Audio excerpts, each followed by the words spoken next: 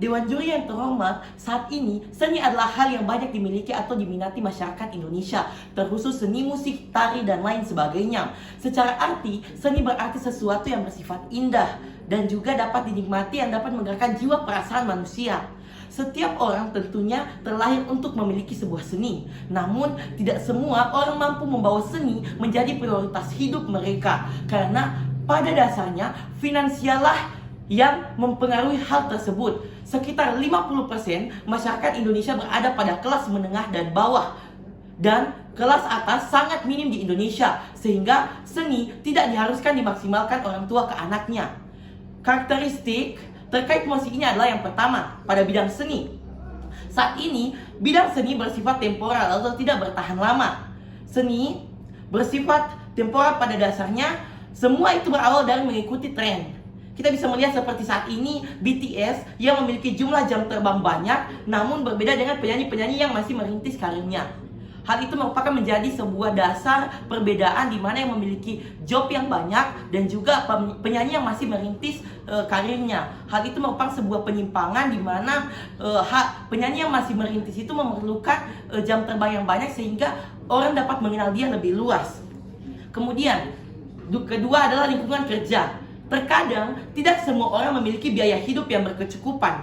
Setiap orang pasti ada yang memiliki kekurangan finansial. Berdasarkan hal itu, apabila ada seseorang yang berada di kalangan kelas menengah ke bawah harus ke ibu kota untuk menjadi terkenal, tentunya itu adalah hal yang sangat berpikir. Karena biaya di ibu kota itu sangatlah mahal. Apakah kita dari jauh-jauh di berbagai macam pulau harus ke ibu kota demi menciptakan, demi mencapai tujuan kita sebagai seni ini? Tentunya itu masih menjadi pemikiran kita saat ini. Karena itu membutuhkan biaya yang banyak dan tentunya tidak akan menghasilkan hal yang benar juga. Yang ketiga adalah orang tua. Orang tua saat ini tentunya tidak dapat menjamin memaksimalkan potensi pada anaknya. Terlebih yang kalangan menengah bawah, anak-anak yang suka seni banyak. Namun, sebagian besar orang tua masih dari kalangan menengah bawah. Sehingga mereka ingin menuntut anaknya memilih kehidupan yang terjamin. Secara seni itu terkadang adalah sebuah keberuntungan.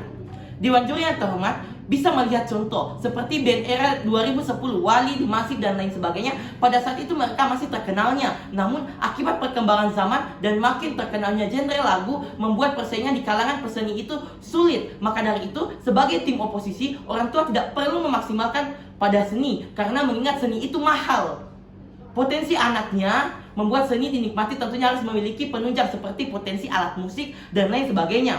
Tujuan dari Mosi ini adalah sebagai tim oposisi untuk orang tua yang memaksimalkan potensi anaknya dalam bidang seni adalah sia-sia. Karena biaya seni saat ini yang masih mahal dan juga pendidikan yang masih terbatas. Sehingga banyak anak-anak yang mencintai seni tidak sekolah seni karena biaya yang sangat mahal.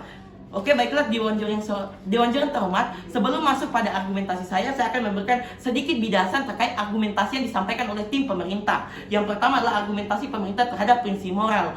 Tentunya kita bisa melihat dari status quo yang ada sekarang. Yang pertama, permintaan berganti-ganti, persaingan yang banyak, permintaan yang tidak menetap. Yang kedua adalah ketika orang tua memaksimalkan potensi anak, hanya dilakukan orang tua yang finansialnya yang banyak. Orang tua mampu beli anak musik, sewa pelatih, namun tidak semua orang tua bisa memenuhi fasilitas tersebut. Ada orang tua yang berasal dari kalangan menengah bawah, tentunya harus berpikir bagaimana memenuhi hak-hak anak tersebut. Makanya, kenapa seni ini hanya diperuntukkan untuk orang tua yang memiliki finansial yang banyak? Karena mereka dapat memfasilitasi anaknya baik itu untuk membeli alat musik ataupun menyewa pelatih.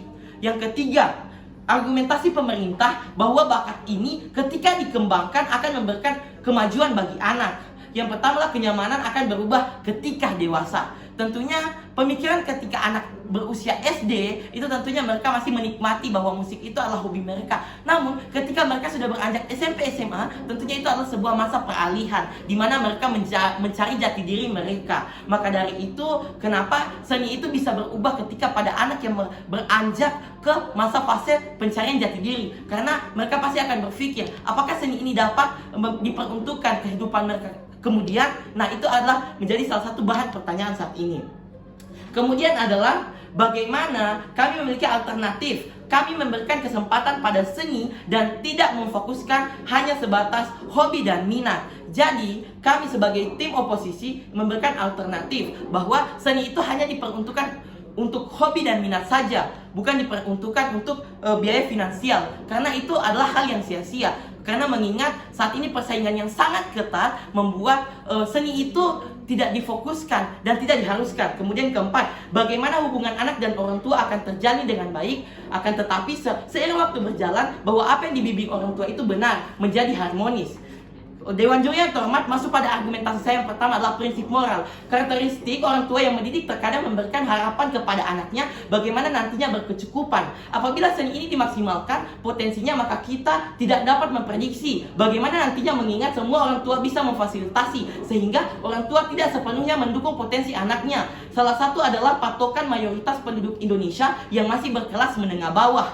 Didikan orang tua tentunya tak lepas dari harapan bagaimana nantinya harapan orang tua melihat anaknya ke depan dapat hidup mandiri, dan orang tua bukan lagi menjadi tumpuan anaknya. Maka dari itu orang tua harus memikirkan betul dalam memaksimalkan potensi anak, karena harus juga melihat arah kedepannya seperti apa. Apakah harapan untuk anaknya berkecukupan tercapai atau malah tidak memiliki perubahan. Kemudian masuk pada argumentasi yang kedua adalah kenapa dibenarkan untuk tidak memaksimalkan potensi anak di bidang seni. Alasannya yang pertama adalah permintaan pasar. Seperti yang saya jelaskan tadi, seni itu juga bersifat temporal, artinya tidak bertahan lama, karena setiap tahunnya kita tidak dapat memprediksi tren apa yang akan populer di masa yang akan datang.